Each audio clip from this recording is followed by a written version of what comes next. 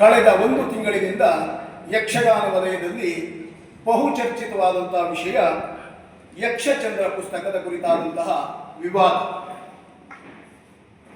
ನಾವೆಲ್ಲ ಇದು ಸುಲಭವಾಗಿ ಬಗೆಹರಿದೀತು ಎನ್ನುವ ನಿರೀಕ್ಷೆಯಲ್ಲಿ ನಮ್ಮ ಗಮನಕ್ಕೆ ಬಂದಾಗ ನಾನು ಯಲಗುಪ್ಪ ಸುಬ್ರಹ್ಮಣ್ಯ ಹೆಗಡೆಯವರು ನಮ್ಮ ವೈಯಕ್ತಿಕವಾದಂತಹ ಮಿಥ್ಯಾರೋಪದಲ್ಲಿ ಅಡಕವಾದದ್ರಿಂದ ನಾವೇ ಮುಂದಾಗಿ ಸಂಯೋಜಿಸಿ ಅಲ್ಲಿಯೂ ಪರಿಹಾರ ಸಿಗದೇ ಇದ್ದಾಗ ಪುಸ್ತಕ ಓದಿದ ಹಲವರೆಲ್ಲ ಒಟ್ಟಾಗಿದ್ದೇವೆ. ಇಲ್ಲಿ ಮುಖ್ಯ ಉದ್ದೇಶ ನಾವ್ಯಾರು ಕೊಂಡದ ಕುಳಿಯವರನ್ನ ವ್ಯಕ್ತಿಗತವಾಗಿ ವಿರೋಧಿಸುವವರಲ್ಲವೇ ಅಲ್ಲ. ಈ ಪುಸ್ತಕದ ವಿಷಯಕ್ಕೆ ಮಾತ್ರ ನಮ್ಮ ವಿರೋಧ. ಬಹುಶಃ ಕೆರೆಮನೆ ಶಂಭು ಹೆಗಡೆಯವರು, ಮಹಾಪದ ಹೆಗಡೆಯವರು, ಚಿಟ್ಟಾಣಿಯವರು, ನಮ್ಮ ತಂದೆಯವರು, ಕುಮಟಾ ಗೋವಿಂದ ನಾಯಕರು, ಆ ಒಂದು ತಲೆಮಾರಿನ ಕಲಾವಿದರ ಕಾಲಾನಂತರದಲ್ಲಿ ಯಕ್ಷಗಾನದಲ್ಲಿ ಲೆಜೆಂಡ್ ಆಗಿ ಕಂಗೊಳಿಸ್ತಾ ಇರುವವರು ಬಳುಕೂರು ಕೃಷ್ಣಯಾಜಿಯವರು ಮತ್ತು ಕೊಂಡದ ಕುಳಿಯವರು. ಇಂಥ ಒಬ್ಬ ಮಹನೀಯರು ಒಂದು ಪುಸ್ತಕವನ್ನು, ಒಂದು ಮಾರ್ಗದರ್ಶನವನ್ನು ಮಾಡ್ತಾರೆ ಅಂತಾದರೆ ಅದು ಮುಂದಿನ ತಲೆಮಾರಿಗೆ ದಾರಿದೀಪವಾಗಿರಬೇಕು. ಸಮಾಜಕ್ಕೆ ಕೆಟ್ಟ ಸಂದೇಶವನ್ನು ಕೊಡುವಂತಹ ಒಂದು ಕಾಯಕ ಕೊಂಡದಕುಳಿ ರಾಮಚಂದ್ರ ಹೆಗಡೆಯವರಂಥ ಒಬ್ಬ ಹಿರಿಯ ಧೀಮಂತ ಕಲಾವಿದರಿಂದ ಆಗಬಾರದು ಎನ್ನುವ ಆಶಯದಿಂದ ನಾವು ಈ ವಿಷಯದ ಕುರಿತಾದಂಥ ವಿರೋಧಕ್ಕಾಗಿ ಎಲ್ಲ ಒಟ್ಟಾಗಿದ್ದೇವೆ.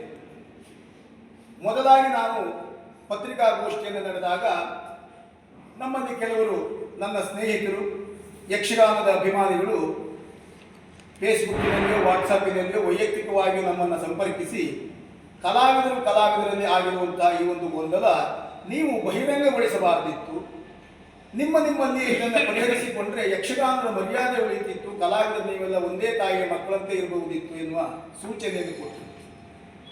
ಅಲ್ಲಿ ವಸ್ತುಸ್ಥಿತಿ ಏನು ಎನ್ನುವುದು ಈ ಸೂಚನೆ ಕೊಟ್ಟವರಿಗೆ ಗೊತ್ತಿಲ್ಲದೆ ಇರುವುದರಿಂದ ಇವತ್ತಿನ ಈ ಮಾಧ್ಯಮಗೋಷ್ಠಿಯಲ್ಲಿ ನಾನು ಅದಕ್ಕೆ ಸ್ಪಷ್ಟೀಕರಣ ಕೊಡಲೇಬೇಕಾದದ್ದು ಕರ್ತವ್ಯ ಅಂತ ಭಾವಿಸಿ ಹೇಳ್ತಾ ಇದ್ದೇನೆ. ಸೆಪ್ಟೆಂಬರ್ 14ನೇ ತಾರೀಕು ಬೆಂಗಳೂರಿನ ಮಹಾಲಕ್ಷ್ಮೀ ಲೇಔಟ್ನಲ್ಲಿ ಯಕ್ಷಚಂದ್ರ ಪುಸ್ತಕದ ಬಿಡುಗಡೆ ಸಮಾರಂಭ ಮಧ್ಯಾಹ್ನ 4 ಗಂಟೆಗೆ ನಡೆದದ್ದು. ಆ ದಿವಸ ನಾವು ಮಂಗಳೂರಿನಲ್ಲಿ ಕಾರ್ಯಕ್ರಮದಲ್ಲಿ ಇದ್ದವರು. ಪುಸ್ತಕ ಬಿಡುಗಡೆಯಾಗಿ ಒಂದು ತಾಸಿನಲ್ಲಿ ನಮಗೆ ಆ ಪುಸ್ತಕದ ವಿಷಯಗಳೆಲ್ಲ ವಾಟ್ಸಾಪ್ ಮೂಲಕ ಬಂತು. ನಮ್ಮ ಕುರಿತಾಗಿ ಮಿಥ್ಯಾರೋಪ ಮಾಡಿದ್ದಾರೆ. ಆಗ ನಾವು ಅದನ್ನು ಸ್ವಲ್ಪ ಗಂಭೀರವಾಗಿ ಪರಿಗಣಿಸಿ ಮರುದಿವಸ ಮನೆಗೆ ಬಂದಾಗ ಪುಸ್ತಕವನ್ನು ಬರೆದಿರುವಂತಹ ರಾಘವೇಂದ್ರ ಭಟ್ರು ಹಾಗೂ ಕಾರ್ಯಕ್ರಮದ ಸಂಯೋಜಕರಾದಂತಹ ಪ್ರಶಾಂತ್ ಹೆಗಡೆ ವರ್ಧನ ಮೂರು ಇವರಿಗೆ ನಾನೇ ಫೋನ್ ಮೂಲಕ ಖುದ್ದಾಗಿ ಸಂಪರ್ಕಿಸಿ ಅವರಿಗೆ ಈ ವಿಷಯವನ್ನು ಮನದಟ್ಟು ಮಾಡಿದ್ದೇನೆ. ಹಿರಿಯ ಕಲಾವಿದರಿಗೆ ನಮಗೆ ತುಂಬ ಅಪಚಾರವಾಗುವ ರೀತಿಯಲ್ಲಿ, ಕಲಾ ಪ್ರಪಂಚಕ್ಕೆ ತಪ್ಪು ಸಂದೇಶ ಹೋಗುವ ರೀತಿಯಲ್ಲಿ ಕೊಂಡದಕುಳಿಯವರು ಈ ಜೀವನ ಚರಿತ್ರೆಯನ್ನು ಬರೆದಿದ್ದಾರೆ. ಕೊಂಡದಕುಳಿಯವರು ವೈಯಕ್ತಿಕವಾಗಿ ನನ್ನಿಂದ ದೂರ ಇರುವುದರಿಂದ ನಾನು ಅವರನ್ನು ಸಂಪರ್ಕಿಸಿ ಈ ವಿಷಯವನ್ನು ಗಮನಕ್ಕೆ ತರಲಿಕ್ಕೆ ಸಾಧ್ಯ ಇಲ್ಲ. ಪುಸ್ತಕವನ್ನು ಬರೆದಿರುವ ನೀವು ಕೊಂಡದಕುಳಿಯವರಿಗೆ ಈ ವಿಷಯವನ್ನು ತಿಳಿಸಬೇಕು. ನನ್ನ ಮೇಲೆ ಮಾಡಿರುವ ವೈಯಕ್ತಿಕ ಆರೋಪವು, ಹಿರಿಯ ಕಲಾವಿದರ ಮೇಲೆ ಮಾಡಿರುವಂಥ ಆರೋಪವು, ಅಂದರೆ ನನ್ನ ತಂದೆಯವರ ಕುರಿತಾಗಿ ಮಾಡಿರುವ ಆರೋಪಗಳು, ಇದು ಮನಸ್ಸಿಗೆ ಬಹಳ ನೋವು ತರುವಂಥದ್ದು. ಹಾಗಾಗಿ ಇದಕ್ಕೊಂದು ಪರಿಹಾರವನ್ನು ನೀವು ಸೂಚಿಸಬೇಕು ಅಂತ ಹೇಳಿದಾಗ ರಾಘವೇಂದ್ರ ಭಟ್ರು ನನಗೆ ಹೇಳಿದ್ರು, ಒಂದು ದಿವಸದ ಅವಕಾಶ ಕೊಡಿ, ನಾನು ಕೊಂಡದಕುಳಿಯವರಲ್ಲಿ ಮಾತಾಡಿ ನಿಮಗೆ ವಿಷಯ ತಿಳಿಸ್ತೇನೆ ಅಂತೇಳಿ ಮರು ದಿವಸ ನನ್ನನ್ನು ಸಂಪರ್ಕಿಸಿ ನಾನು ಅವರಿಗೆ ಹೇಳಿದ್ದೇನೆ, ಒಂದು ಕೊಂಡದಕುಳಿಯವರು ಅದಕ್ಕೆ ಸ್ಪಷ್ಟೀಕರಣ ಕೊಡಬೇಕು. ಈ ಪುಸ್ತಕವನ್ನು ವಾಪಸ್ ಪಡೆದು ಅವರು ಹೊಸದಾಗಿ ವಿಷಯವನ್ನು ಬರೆದು ಪುಸ್ತಕವನ್ನು ಬಿಡುಗಡೆ ಮಾಡಬೇಕು. ಮಿಥ್ಯಾರೋಪವನ್ನು ಸತ್ಯ ಸಾಬೀತು ಮಾಡುವುದಿದ್ದರೆ ದೇವಸ್ಥಾನಕ್ಕೆ ಬರಬೇಕು. ಈ 3 ಕಂಡೀಷನನ್ನು ಕೊಂಡದಕುಳಿಯವರಿಗೆ ನಾನು ರಾಘವೇಂದ್ರ ಭಟ್ರ ಮೂಲಕ ಹೇಳಿ ಕಳಿಸಿದಾಗ ಕೊಂಡದಕುಳಿಯವರು ನನಗೆ ಹೇಳಿ ಕಳುಹಿಸಿದ್ದು, ದೇವಸ್ಥಾನಕ್ಕೆ ನಾನು ಯಾವುದೇ ಕಾರಣಕ್ಕೆ ಬರುವುದಿಲ್ಲ. 2ನೇ ಕಂಡೀಷನ್ಗೆ ವಿದ್ಯಾಧರನಿಗೆ ಅವನ ಅಮ್ಮನಿಗೆ ಆ ಪುಸ್ತಕವನ್ನು ಪೂರ್ತಿಯಾಗಿ ಓದಿ ಹೇಳಲಿಕ್ಕೆ ಹೇಳು. ಅವನ ಅಮ್ಮ ಯಾವ ತೀರ್ಮಾನವನ್ನು ಕೈಗೊಳ್ತಾರೋ ಆ ತೀರ್ಮಾನಕ್ಕೆ ತಾನು ಬದ್ಧ. 3ನೇ ಕಂಡೀಷನ್ಗೆ ವಿದ್ಯಾಧರನ ಬಗ್ಗೆ ತಾನು ಪುಸ್ತಕದಲ್ಲಿ ಯಾವ ಮಿಥ್ಯಾರೋಪ ಮಾಡಿದ್ದೇನೆ ಅಂತ ಅವನು ಹೇಳ್ತಾನೆ, ಮುಂದೆ ಅವನ ಪುಸ್ತಕ ಬರೆಯುವಾಗಲೂ ನನ್ನ ಬಗ್ಗೆ ಬಾಯಿ ಬಂದಾಗ ಬರೀಲಿ, ನಾನು ಏನೂ ಆರೋಪ ಮಾಡುವುದಿಲ್ಲ, ಏನೂ ಹೇಳುವುದಿಲ್ಲ. ಈ 3 ವಿಷಯವನ್ನು ಹೇಳಿ ಕಳುಹಿಸಿದೆ. ಆಗ ನಮಗೆ ಪತ್ರಿಕಾಗೋಷ್ಠಿ ನಡೆಸಿ ಮುಂದುವರಿಬೇಕಾದ ಅನಿವಾರ್ಯ ಆಯಿತು. ನಮಗೆ ಯಕ್ಷಗಾನವನ್ನು ಕಟ್ಟಿಕೊಟ್ಟಂತಹ ಹಿರಿಯ ಚೇತನಗಳನ್ನೆಲ್ಲ ನಾವು ಸ್ಮರಿಸಿ ಅವರು ಹಾಕಿಕೊಟ್ಟಿರುವ ಮಾರ್ಗದರ್ಶನದಲ್ಲಿ ಸಾಗಬೇಕಾದವರು ಅವರು ಕಾಲಾವಶರಾದ ನಂತರ ಕೊಂಡದಕುಡಿಯವರಂಥ ಒಬ್ಬ ಧೀಮಂತ ಸರ್ವಶ್ರೇಷ್ಠ ಕಲಾವಿದರು ಅಳಿದು ಹೋದ ಕಲಾವಿದರ ಮೇಲೆ ಮಾಡುವ ಆರೋಪಗಳು ಎಷ್ಟು ಸಮಂಜಸ. ಒಂದು ಕಡೆಯಿಂದ ನನ್ನ ತಂದೆಯವರ ಕುರಿತಾಗಿ ಪುಸ್ತಕಗಳು ಬರೀತಾರೆ. ದಾರಿ ತೋರಿದ ಜಲವಳ್ಳಿ ಅಂತ ಮೊದಲು, ಅಂದರೆ ಯಕ್ಷಗಾನ ಮೇಳದಲ್ಲಿ ತಾನು ಹೀಗೆ ತಿರುಗಾಟ ಮಾಡ್ತಾ ಇದ್ದಾಗ ಸಾಲಿಗ್ರಾಮ ಮೇಳಕ್ಕೆ ತನ್ನನ್ನು ಕರೆದುಕೊಂಡು ಹೋದವರು ಜಲವಳ್ಳಿ. ಹಾಗಾಗಿ ನನಗೊಂದು ದಾರಿ ತೋರಿದ ಜಲವಳ್ಳಿ ಎನ್ನುವುದಾಗಿ ಹೇಳಿ ನನ್ನ ತಂದೆಯವರನ್ನು ತುಂಬ ಹೊಗಳಿ ಗೌರವಪೂರ್ವಕವಾಗಿ ಬರೀತಾರೆ. ಪುಸ್ತಕ ಬಿಡುಗಡೆ ಸಮಾರಂಭದಲ್ಲಿಯೂ ಭಾಷಣದಲ್ಲಿಯೂ ನನ್ನ ತಂದೆಯವರ ಬಗ್ಗೆ ತುಂಬ ಚೆನ್ನಾಗಿ ಹೊಗಳಿ ಮಾತಾಡಿದ್ದಾರೆ. ಅದೇ ಮುಂದಿನ ಪುಟಕ್ಕೆ ಹೋದ ಕೊಂಡದಕುಳಿಯವರು ಶನಿಯ ಗ್ರಹಚಾರ ಬಿಡಿಸಿದಾಗ ಅಂತ ಬರೀತಾರೆ. ಇದು ಎಷ್ಟು ಸರಿ? ಅಭಿಮಾನಿಗಳೇ ನೀವು ನಿರ್ಣಯಿಸಬೇಕು. ಯಾಕೆಂದರೆ ಒಬ್ಬ ಯಕ್ಷಗಾನದಲ್ಲಿ ಅಂಬೆಗಾಲಿಡುತ್ತಿರುವಂತಹ ಕಲಾವಿದನನ್ನು ಮೇಳಕ್ಕೆ ಸೇರಿಸಿ ಸರ್ವಶ್ರೇಷ್ಠವಾದಂಥ ಕಾಳಿಂಗನವರಂಥ ಧೀಮಂತ ಭಾಗವತರಿರುವಂಥ ದೊಡ್ಡ ಮೇಳಕ್ಕೆ ಕರೆದುಕೊಂಡು ಹೋದಂಥ ನನ್ನ ತಂದೆಯವರ ಬಗ್ಗೆ ಗೌರವಪೂರ್ವಕವಾಗಿ ಮೊದಲು ಬರೆದ ಕೊಂಡದಕುಳಿಯವರು ಎರಡನೆಯ ಪುಟದಲ್ಲಿ ಗ್ರಹಚಾರ ಬಿಡಿಸಿದಾಗ ಅಂತ ಬರೆಯುವುದು ಅವರ ಬೌದ್ಧಿಕ ಮಟ್ಟದ ಕುಸಿತವನ್ನು ತೋರಿಸ್ತದೆ ಬಿಟ್ಟರೆ, ತಾನೊಬ್ಬ ಶ್ರೇಷ್ಠ ಎನ್ನುವುದನ್ನು ಪ್ರತಿಪಾದಿಸುವ ಛಲ ತೋರಿಸ್ತದೆ ಬಿಟ್ಟರೆ ಇದರಲ್ಲಿ ಯಾವ ಹುರುಳಿಲ್ಲ. ತಂದೆಯವರ ಶನಿಗೆ ತಾನು ಈಶ್ವರನಾಗಿ ತಾಗಿದೆ. ಅವರು ಚೌಕಿಗೆ ಬಂದಾಗ ಸಿಟ್ಟು ಮಾಡಿದರು. ನನಗೂ ಸಿಟ್ಟು ತಡ್ಕೊಳ್ಳಿಕ್ಕಾಗಲಿಲ್ಲ. ಇದು ಮುಂದಿನ ಯುವ ಕಲಾವಿದರಿಗೆ ಏನು ಸಂದೇಶ ಕೊಡುತ್ತದೆ? ಮೇಳಕ್ಕೆ ಕರ್ಕೊಂಡು ಹೋದವ ಯಾರೇ ಆಗಿರಲಿ, ಅವೇನಾದರೂ ರಂಗಸ್ಥಳದಲ್ಲಿ ತಿರುಗಿ ನೀನು ತಿರುಗಿ ನಿಲ್ಲು ಎನ್ನುವ ಸಂದೇಶ ಕೊಟ್ಟಾಗ ಆಗುವುದಿಲ್ವಾ? ಅದೇ ಕೊಂಡದಕುಳಿಯವರು ಏನು ಬರೀಬೇಕಿತ್ತು? ಜಲವಳ್ಳಿಯವರು ವ್ರತ ತನ್ನ ಚೌಕಿಗೆ ಬಂದಾಗ ಸಿಟ್ಟು ಮಾಡಿದರು. ಆದರೆ ಅವರು ನನಗೆ ವಯಸ್ಸಿನಲ್ಲಿ ಹಿರಿಯರು, ನನಗೆ ಮೇಳಕ್ಕೆ ಕರ್ಕೊಂಡು ಬಂದವರು. ಆ ಕಾರಣಕ್ಕಾಗಿ ನಾನು ಜಲವಳ್ಳಿಯವರು ಬೈದರೂ ಏನೂ ಮಾತಾಡದೆ ನಾನು ತಪ್ಪಾಯಿತು ಅಂತ ಹೇಳಿಬಿಟ್ರೆ ಕೊಂಡದಕುಳಿಯವರಿಗೆ ಪದ್ಮಶ್ರೀಗಿಂತಲೂ ದೊಡ್ಡ ಪ್ರಶಸ್ತಿ ಬಂದ ಆ ಗೌರವ ಸಿಕ್ತು. ಅದನ್ನು ಹೊರತುಪಡಿಸಿ ನನ್ನ ತಂದೆಯನ್ನು ಬಹಳ ಕೀಳಾಗಿ ಪುಸ್ತಕದಲ್ಲಿ ನಮೂದಿಸಿದೆ. ಇದು ಕೊಂಡದಕುಳಿಯವರಂಥ ಒಬ್ಬ ಶ್ರೇಷ್ಠ ಕಲಾವಿದರ ಕೈಯಿಂದ ಆಗುವ ಕೆಲಸ ಅಲ್ಲ, ಮಾಡಬಾರದಿತ್ತವರು. ಹಾಗಾಗಿ ಇದನ್ನು ನನ್ನ ತಂದೆಯವರಿಲ್ಲದೇ ಇದ್ದರೂ ಸಹ 60 ವರ್ಷಗಳ ಪರ್ಯಂತರವಾಗಿ ಯಕ್ಷಗಾನದ ದುಡಿಮೆಯನ್ನು ನಡೆಸಿದ ನನ್ನ ಅಪ್ಪನ ಗೌರವವನ್ನು ಉಳಿಸುವುದಕ್ಕೆ ನಾನು ಇದನ್ನು ವಿರೋಧಿಸಲೇಬೇಕಾಗಿದೆ. ಇನ್ನು ವೈಯಕ್ತಿಕವಾಗಿ ನನಗೆ ಮಾಡಿದಂತಹ ನಿಂದನೆ ಕೊಳಗಿ ಬೀಸ್ ಪ್ರಕರಣ, ಅದನ್ನು ಮತ್ತೆ ನಾನಿಲ್ಲಿ ಪ್ರಸ್ತಾಪಿಸುವುದಿಲ್ಲ. ಯಾಕೆಂದರೆ ಅದನ್ನು ನಾನು ಈಗಾಗಲೇ ಇಡಗುಂಜಿ ಮಹಾಗಣಪತಿಗೂ ಕೊಳಗಿ ಬೀಸ್ ಆಂಜನೇಯನಿಗೂ ಬಿಟ್ಟುಬಿಟ್ಟಿದ್ದೇನೆ.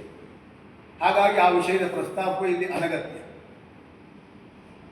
ಇಷ್ಟಾದ ಮೇಲೆ ಈ ಪುಸ್ತಕದ ವಿಷಯದಲ್ಲಿ ನಾವೆಲ್ಲ ಸಮಗ್ರವಾಗಿ ಹೋರಾಟ ನಡೆಸ್ತಾ ಇದ್ದೇವೆ, ಈ ವಿಷಯದ ಕುರಿತಾಗಿ ವಿರೋಧಿಸ್ತಾ ಇದ್ದೇವೆ ಎನ್ನುವುದನ್ನು ತಿಳಿದ ಸಮಾಜದ ಅನೇಕ ಗಣ್ಯರು, ಯಕ್ಷಗಾನದ ತುಂಬ ಹಿತಚಿಂತಕರು ಅಂತ ಗುರುತಿಸಿಕೊಂಡವರು ನನ್ನನ್ನು ಸಂಪರ್ಕಿಸಿ, ನೀವು ಮುಂದುವರಿಬೇಡಿ, ಈ ಕಾರ್ಯಕ್ರಮ ಮಾಡಬೇಡಿ, ಕೊಂಡದಕುಳಿಯವರನ್ನು ವಿರೋಧಿಸುವ ಕಾರ್ಯಕ್ರಮವನ್ನು ನಿಲ್ಲಿಸಿ ಅದನ್ನು ನಾವು ಸೌಹಾರ್ದತೆಯಿಂದ ಮಾತಾಡಿ ಮುಗಿಸೋಣ, ಹೀಗೆಲ್ಲ ಆಮಿಷವನ್ನು ಒಡ್ಡಿದರು. ಅವರು ಯಾರು ಎನ್ನುವ ಪ್ರಸ್ತಾಪ ಬೇಡ. ಈಗ ಕೊಂಡದಕುಳಿಯವರಿಂದ ತಪ್ಪೇ ಆಗದೇ ಇದ್ದರೆ ಒಳದಾರಿಯಲ್ಲಿ ಬಂದು ನನ್ನಲ್ಲಿ ಆ ರಾಜಿ ಮಾಡಿಕೊಳ್ಳಬೇಕಾದ ಅನಿವಾರ್ಯತೆ ಏನಿತ್ತು? ಅದೇ ನನ್ನಲ್ಲಿ ಆಡುವ ಮಾತನ್ನು ಕೊಂಡದಕುಳಿಯವರಿಗೆ ನೀವು ತಪ್ಪು ಮಾಡಿದ್ದೀರಿ ಎನ್ನುವುದಾಗಿ ನನಗೆ ಈ ರಾಜಿ ಮಾಡಲಿಕ್ಕೆ ಬಂದವರು ಕೊಂಡದಕುಳಿಯವರು ಮನವೊಲಿಸಿ ಪುಸ್ತಕವನ್ನು ವಾಪಸ್ ಪಡೆಯುವ ಕೆಲಸ ಮಾಡಿದರೆ ಇವತ್ತು ಈ ಪ್ರೆಸ್ ಮೀಟ್ ಮಾಡಬೇಕಾದ ಅನಿವಾರ್ಯತೆ ಬರುವುದಿಲ್ಲವಾಗಿದೆ. ತಪ್ಪು ಮಾಡಿದವನಿಗೆ ಬುದ್ಧಿ ಹೇಳುವುದು ಬಿಟ್ಟು ಸರಿದಾರಿಯಲ್ಲಿ ಹೋಗಬೇಕು ಎನ್ನುವುದಾಗಿ ಪ್ರಯತ್ನಿಸುವವನಿಗೆ ಬುದ್ಧಿ ಹೇಳಲಿಕ್ಕೆ ಬರ್ತಾರೆ ಅಂತಾದರೆ ಇದು ಎಷ್ಟು ಸರಿ? ಇದು ಸಮಾಜದ ಶ್ರೇಷ್ಠರು ಮಾಡುವ ಕೆಲಸ ಅಲ್ಲ. ಹಾಗಾಗಿ ಈ ವಿಷಯದಲ್ಲಿ ನಾನಂತೂ ಖಂಡಿತ ವಿರೋಧಿಸ್ತೇನೆ. ಈ ಪುಸ್ತಕವನ್ನು ಕೊಂಡದಕುಳಿಯವರು ಆಗ್ರಹಪೂರ್ವಕವಾಗಿ ಎಲ್ಲ ಕಲಾಭಿಮಾನಿಗಳ ಒತ್ತಾಸೆಪೂರ್ವಕವಾಗಿ ಹಿಂಪಡೆಯಲೇಬೇಕು. ಅಲ್ಲದೇ ಇದ್ದರೆ ಭವಿಷ್ಯದ ಕಲಾವಿದರಿಗೆ, ಭವಿಷ್ಯದ ಯಕ್ಷಗಾನಕ್ಕೆ ಈ ಯಕ್ಷಚಂದ್ರ ಪುಸ್ತಕ ಎನ್ನುವುದು ಒಂದು ತಪ್ಪು ದಾರಿಯಲ್ಲಿ ನಡೆಯುವುದಕ್ಕೆ ಅವಕಾಶವನ್ನು ಕೊಟ್ಟ ಹಾಗೆ. ಈ ಪುಸ್ತಕವನ್ನು ಅವರು ಹಿಂಪಡೆಯದೇ ಇದ್ದರೆ ನಾಳೆಯ ದಿವಸ ಜೀವನ ಚರಿತ್ರೆ ಬರೆಯುವ ಕಲಾವಿದರೆಲ್ಲರೂ ಜೀವನ ಚರಿತ್ರೆ ಅಂದರೆ ಮತ್ತೊಬ್ಬರನ್ನು ದೂಷಿಸುವುದು, ಮತ್ತೊಬ್ಬರಿಗೆ ಬೈಯುವುದು, ನಾನು ಮಾತ್ರ ಶ್ರೇಷ್ಠ ಅಂತ ಪ್ರತಿಬಿಂಬಿಸುವುದು, ಇದು ಕಲಾವಿದನ ಜೀವನ ಚರಿತ್ರೆ. ಎಲ್ಲರೂ ಹಾಗೆ ಬರೀತಾರೆ. ಈ ಸಮಾಜದಲ್ಲಿ ಆದರೆ ದೊಡ್ಡವರು ಮಾಡಿದಂತಹ ಸಣ್ಣ ತಪ್ಪನ್ನು ಯಾವತ್ತೂ ಕ್ಷಮಿಸಲಾಗದು.